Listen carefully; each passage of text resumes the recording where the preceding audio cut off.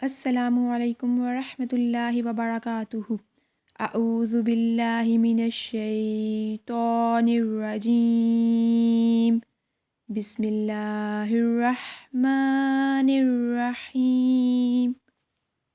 رب اشرح لی صدری ویسر لی امری واحلل عقدۃ من لسانی یفقہوا قولی۔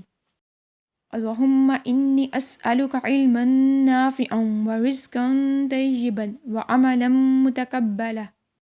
دعائے قنوت وتر۔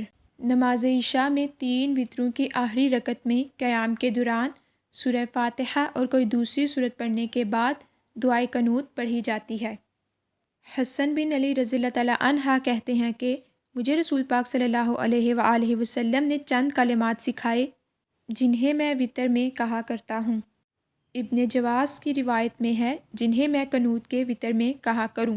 وہ کلمات یہ ہیں: اللہم اہدنی فی من ہدیت وعافنی فی من عافیت وتولنی فی من تولیت وبارک لی فی ما اعطیت وقنی شر ما قضیت انک تقضی ولا یقضى علیک وانہ لا یذل من ولیت تبارکت ربنا وتعالیت۔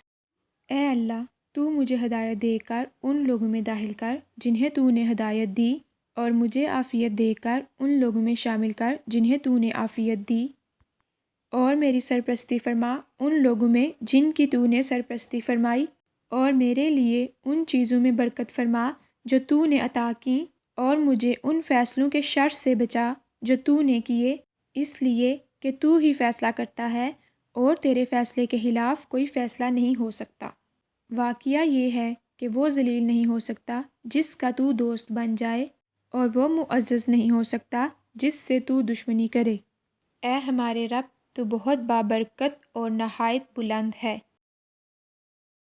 جزاک اللہ۔ السلام علیکم ورحمۃ اللہ وبرکاتہ۔